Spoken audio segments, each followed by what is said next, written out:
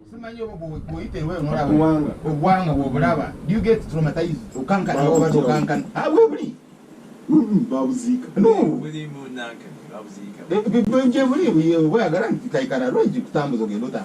You will find them. But I was there.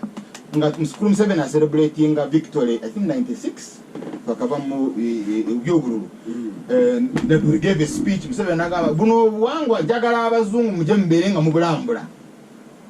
You get it, they had become a tourist attraction. You remember Mirambo Yajakuleke Victoria, Ngeja Muleke Victoria during the war in Rwanda. Or the Achkora that are for publicity. Because if we're in Muleke Victoria, the way it is entering, you will have a story.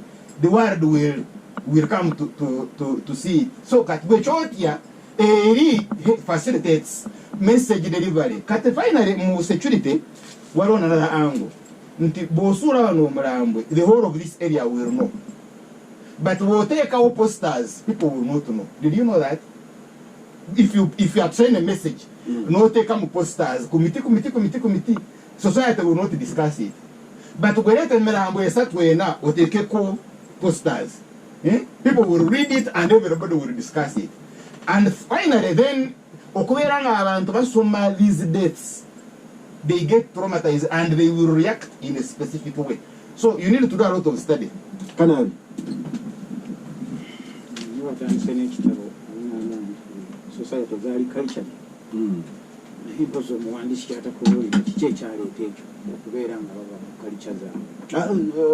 Musoma David ayinebitabo katina kasoma bisatu ebini naye story nayaji kuwa njagala osomene ekitabo kirala bakiyita Africa, a continent for the taking.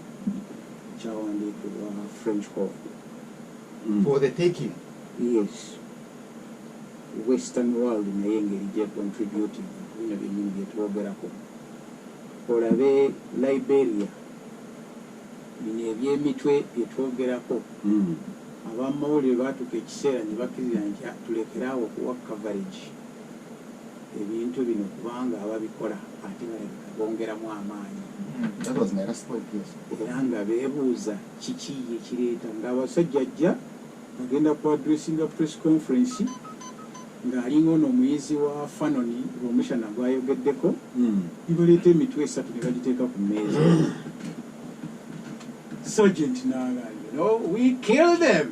These are the guys who are causing trouble.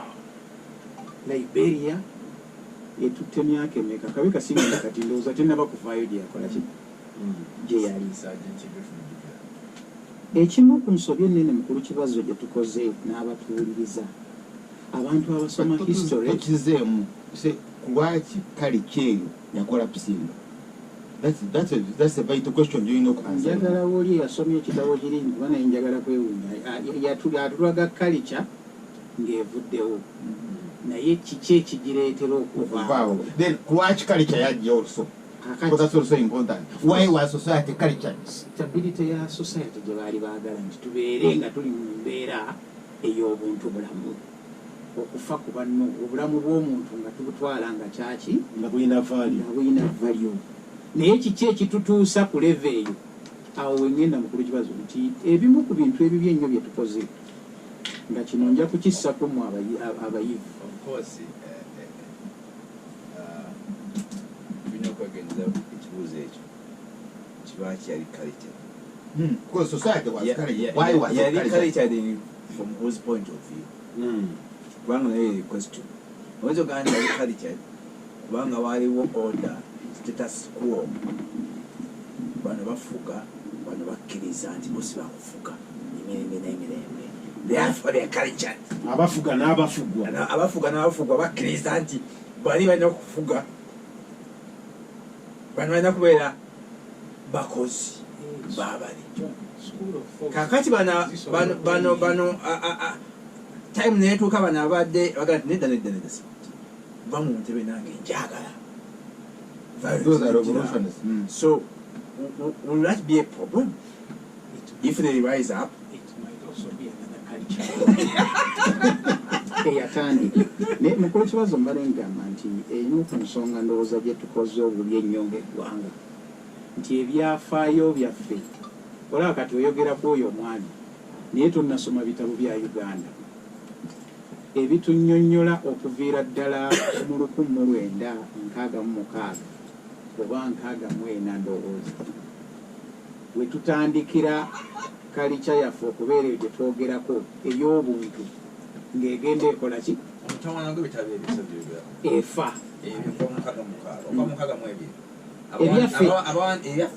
abawandiisi baffe bonna byomwawandiika naye ebimu with a standpoint naye n'okubeerawo byennyini either awandiika nga yakyawa nnyo Obote oba awandiika nga yayagala nnyo Obote either awandiika nga yali muwulize ennyo eri Edward Muteesa oba nga awandiika nga naye John abasomi perspective ne point of view gwe critical reader naye ogitekinga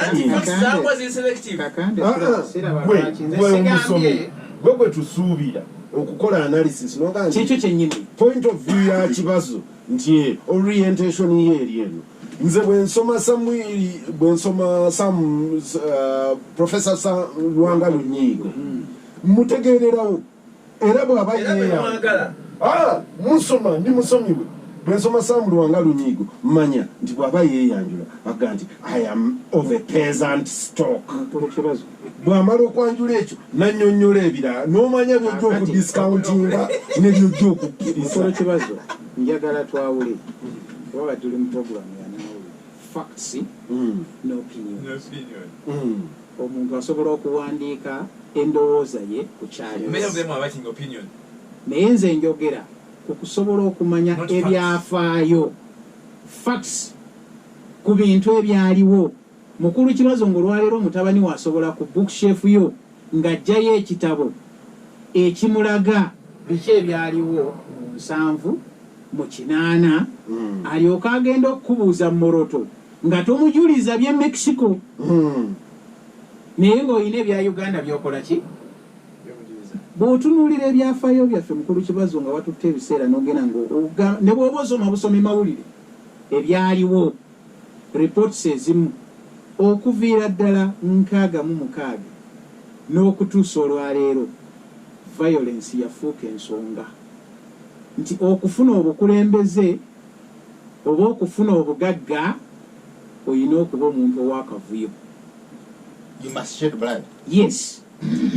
Ayina amaanyi yabeera ki bwe tutuuse ku guno bwe yabeera omukulembeze bwe tutuuse ku guno omulembe mbadde nkigamba kakande wano twayogera ku demystification of the gun nti abantu tubajjemu ensisi yaki y'emmundu nga bwe bajjamu ensisi abeewa e Mozambique nti abapotigo bwe basalako emitwe ensisi abantu ebakola ki ebaggwamu. No, they will have morale tukirumo. N'obukulembeze nabo twabujjamu ensisi. No, okyusiza bw'olaga omutwe aba bulijjo bajja kwagala nabo ku kyekyo kyennyini nti emmundu abantu tebakyakola ki ye mwana gw'obuuza nti kale gyagijjawa n'akwata kanesita ya tiyagaasi n'agikola ki n'agiddiza owa poliisi n'akwata ejjinja n'alimukuba kubanga tubayisizza mu process oba bazaaliddwa mu process egamba nti bw'oba osobola okubeera violent gw'okola ki. You will make it.